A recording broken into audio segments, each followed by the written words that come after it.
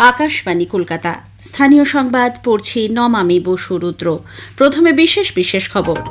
রাজ্যে জারি করা নতুন ওবিসি বিজ্ঞপ্তির ওপর আগামী 31শে জুলাই পর্যন্ত অন্তর্বর্তী স্থগিতাদেশ দিয়েছে কলকাতা হাইকোর্ট। বিরোধী দলনেতা শুভেন্দু অধিকারী বলেছেন, রাজ্য সরকারের করা অনিয়মের বিরুদ্ধে এটি একটি ঐতিহাসিক সিদ্ধান্ত। চলতি শিক্ষাবর্ষে রাজ্যের কলেজ ও বিশ্ববিদ্যালয়ে ভর্তির জন্য সেন্ট্রালাইজড অ্যাডমিশন পোর্টাল চালু হয়েছে।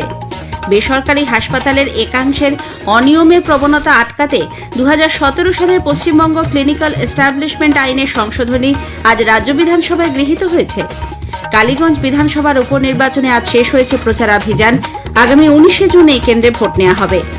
রাজ্যে জলাভূমি চরিত্র বদল করলে এবং ভরাটের অভিযোগ প্রমাণিত হলে অভিযুক্তকে কারাদণ্ড এবং জরিমানা দিতে হবে বলে পরিবেশ মন্ত্রী জানিয়েছেন।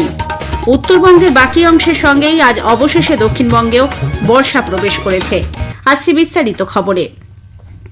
রাজ্যের জারি করা নতুন ওবিসি বিজ্ঞপ্তির ওপর অন্তর্বর্তী স্থগিতাদেশ দিয়েছে কলকাতা হাইকোর্ট। আগামী 31শে জুলাই পর্যন্ত এই অন্তর্বর্তী স্থগিতাদেশ বহাল থাকবে বলে দুই বিচারপতি তপব্রত চক্রবর্তী ও রাজাশেখর মান্থার ডিভিশন বেঞ্চ নির্দেশ দিয়েছেন। আজ আদালতে রাজ্যের তরফে অ্যাডভোকেট জেনারেল কিশোর দত্ত এবং কেন্দ্রের আইনজীবী হিসেবে অতিরিক্ত সলিসিটর জেনারেল অশোক কুমার চক্রবর্তী শুনানিতে অংশ নেন। কেন্দ্রের বক্তব্য, অন্যান্য অনগ্রসর শ্রেণীর দুটি সম্প্রদায়ের মধ্যে যে পরিবর্তন করা হয়েছে তার ফলে জনবিন্যাস বদলে যাচ্ছে। পাল্টা সওয়ালে রাজ্য জানায়, ওবিসি সংক্রান্ত মূল মামলাটি সুপ্রিম কোর্টে বিচারাধীন। সেখানে সমীক্ষার কথা জানানো হয়েছে, কিন্তু 10 বছর অন্তর সমীক্ষার কথা থাকলেও তা না হওয়ায় রাজ্যকে ভর্ৎসনার মুখে পড়তে হয়। এরপরই 140টি জনজাতিকে নিয়ে গঠিত নতুন বিজ্ঞপ্তির ওপর অন্তর্বর্তী স্থগিতাদেশ দেয় আদালত। এর ফলে গত 8ই মে থেকে এখনো পর্যন্ত যতগুলি বিজ্ঞপ্তি রাজ্য সরকার জারি করেছে তার সবগুলির ওপর আগামী 31শে জুলাই পর্যন্ত স্থগিতাদেশ থাকছে।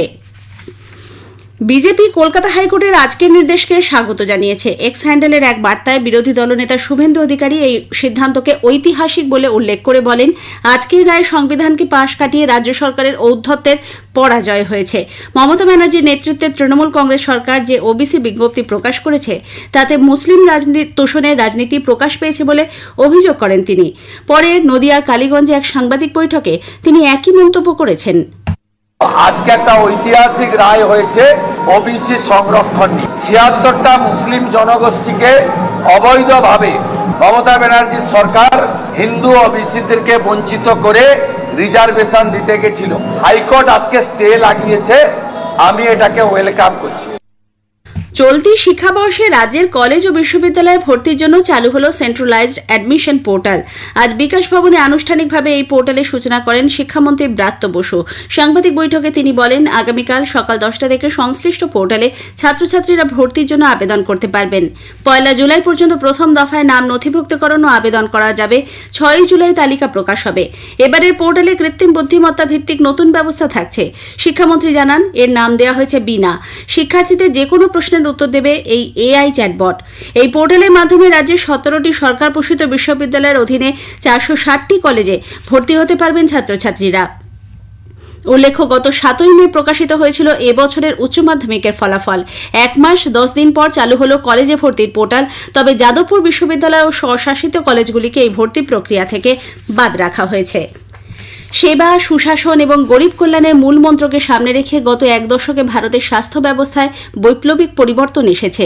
কেন্দ্রীয় সরকারের নানা পদক্ষেপ দেশের প্রান্তিকতম মানুষের কাছেও পৌঁছে দিয়েছে সুলভ, আধুনিক ও সমন্বিত স্বাস্থ্য পরিষেবা। আমাদের প্রতিনিধি অভিরূপ ভট্টাচার্যের একটি প্রতিবেদন।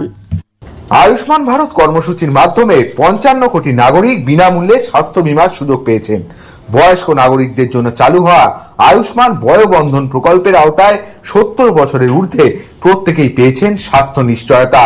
স্বাস্থ্য ব্যবস্থাকে ডিজিটাল রূপ দেওয়ার লক্ষ্যে শুরু হয়েছে আয়ুষ্মান ভারত ডিজিটাল মিশন। ইতিমধ্যেই 78 কোটির বেশি আয়ুষ্মান ভারত হেলথ অ্যাকাউন্ট চালু হয়েছে, যার ফলে রোগীর চিকিৎসা তথ্য যে কোনো প্রান্তেই সহজলভ্য হচ্ছে। PM Ayushman Bharat health infrastructure মিশনের অধীনে দ্রুত গতিতে বেড়েছে স্বাস্থ্য পরিকাঠামো। বহু রাজ্যে তৈরি হয়েছে নতুন এইমস। কোভিড-19 অতিমারির সময় ভারত সরকারের তৎপরতা বিশ্বজুড়ে প্রশংসিত হয়েছে। কোউইন প্ল্যাটফর্মের মাধ্যমে 220 কোটিরও বেশি টিকা দেওয়া হয়েছে। ই সঞ্জীবনীর মাধ্যমে কোটি কোটি মানুষ টেলি কনসালটেশন পরিষেবায় উপকৃত হয়েছেন। সকলের জন্য স্বাস্থ্য এই দর্শনকে সামনে রেখে সরকার গঠন করেছে এমন এক স্বাস্থ্য ব্যবস্থা যেখানে সুযোগ, গুণমান এবং ব্যয়ের ভারসাম্য রক্ষা পেয়েছে সুনিপুণভাবে। গত এক দশকে দেশের জনস্বাস্থ্য ব্যবস্থা যুগান্তকারী পরিবর্তনের সাক্ষী থেকেছে বলে সাগর দত্ত মেডিকেল কলেজের অস্থি বিভাগের চিকিৎসক ডক্টর প্রবীর বালা জানিয়েছেন। বলতে গেলে সবচেয়ে বড় যে সাফল্য সেটা বোধহয় বলতে হবে কোভিড মোকাবিলা। কোভিড এর সময় যেভাবে ভ্যাকসিন দেওয়া হয়েছে, শুধু ভারতের নয় সারা পৃথিবীর বিভিন্ন দেশে যেভাবে ওষুধের সরবরাহ করা হয়েছে সেগুলো সত্যি প্রশংসনীয়। এছাড়া প্রত্যেকটা রাজ্যে নতুন নতুন এইমস খোলা হয়েছে। আমাদের পশ্চিমবঙ্গে যেমন কল্যাণীতে আমরা এইমস পেয়েছি, সেটা পশ্চিমবঙ্গের একটা বিরাট প্রাপ্তি। সেরকমই আয়ুষ্মান ভারতের যে প্রচেষ্টা, যাতে কিনা সমস্ত সাধারণ মানুষ বিনামূল্যে সরকারি সাহায্য পাচ্ছে এবং ভারতীয় প্রধানমন্ত্রী ঔষধ যোজনা, তার মাধ্যমে খুব সুলভ এবং অল্প দামে যে ওষুধ সরবরাহ পাওয়া যাচ্ছে, সেটাও কিন্তু একটা বড় ব্যাপার। কেন্দ্রীয় সরকারের 11 বছর পূর্তি উপলক্ষে আকাশবাণী কলকাতার গীতাঞ্জলি এবং ডিটিএইচ পরিষেবায় আগামী বুধবার রাত 9:30টায় শুনবেন বিশেষ আলোচনা। অংশ নিয়েছেন বিশিষ্ট ক্রীড়া সাংবাদিক রূপক সাহা এবং বিশিষ্ট আইনজীবী দেবজিৎ সরকার। সঞ্চালনায় সন্দীপন দাশগুপ্ত। আন্তর্জাতিক যোগ দিবস নিয়ে বিশেষ আলোচনা শুনবেন আগামী বৃহস্পতিবার রাত 8টায় গীতাঞ্জলি প্রচার তরঙ্গ ডিটিএইচ পরিষেবায়। স্বামী বিবেকানন্দ যোগ অনুসন্ধান সংস্থানের অধিকর্তা ডক্টর অভিজিৎ ঘোষের সঙ্গে কথা বলেছেন সুস্মিতা মণ্ডল। যোগাভ্যাসে পদকজয়ী কয়েকজনের সাথে কথাও শোনা যাবে। সংবাদ বিভাগ প্রযোজিত অনুষ্ঠানটি আকাশবাণী সংবাদ কলকাতার সোশ্যাল মিডিয়া প্ল্যাটফর্মেও শুনতে পাবেন। স্থানীয় সংবাদ শুনছেন আকাশবাণী কলকাতা কেন্দ্র থেকে।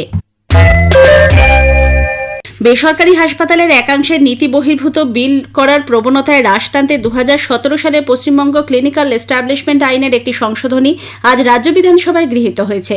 বিলের ওপর দুদিনের আলোচনা শেষে জবাবি ভাষণে স্বাস্থ্য প্রতিমন্ত্রী চন্দ্রিমা ভট্টাচার্য জানান, রাজ্য সরকার চায় সরকারি ও বেসরকারি চিকিৎসা ক্ষেত্র কাঁধে কাঁধ মিলিয়ে মানুষকে পরিষেবা দিক, কিন্তু বেসরকারি হাসপাতালের একাংশে যথেচ্ছ বিল করার প্রবণতা মানুষকে সমস্যায় ফেলেছে।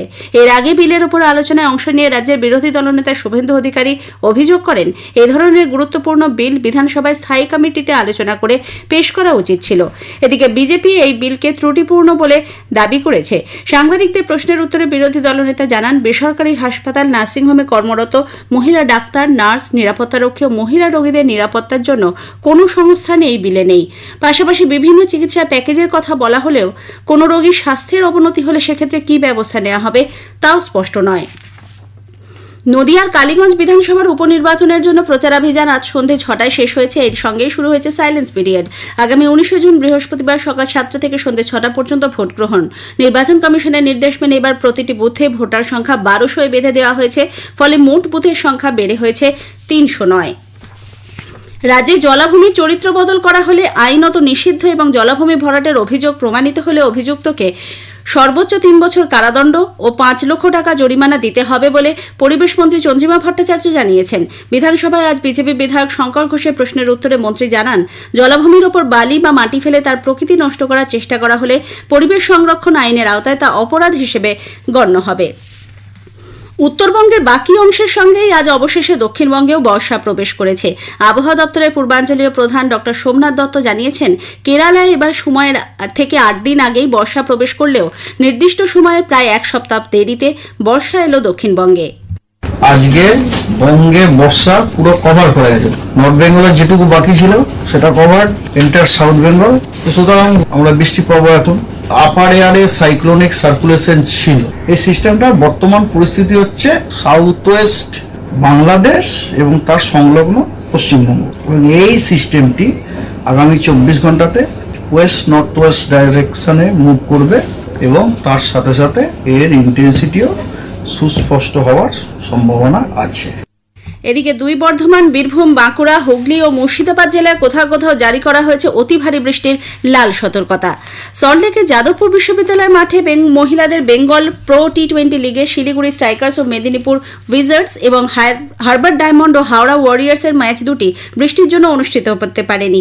একই কারণে ইডেনে পুরুষদের খেলাও পরিত্যক্ত হয়েছে। শেষ করার আগে স্থানীয় সংবাদের বিশেষ কিছু অংশ আরও একবার। রাজ্যে জারি করা নতুন ওবিসি বিজ্ঞপ্তির ওপর আগামী 31শে জুলাই পর্যন্ত স্থগিতাদেশ দিয়েছে কলকাতা হাইকোর্ট। চলতি শিক্ষাবর্ষে কলেজের জন্য চালু হয়েছে সেন্ট্রালাইজ অ্যাডমিশন পোর্টাল। স্থানীয় সংবাদ শেষ হলে এরপর খেলার খবর 8টা বেজে 10 মিনিটে।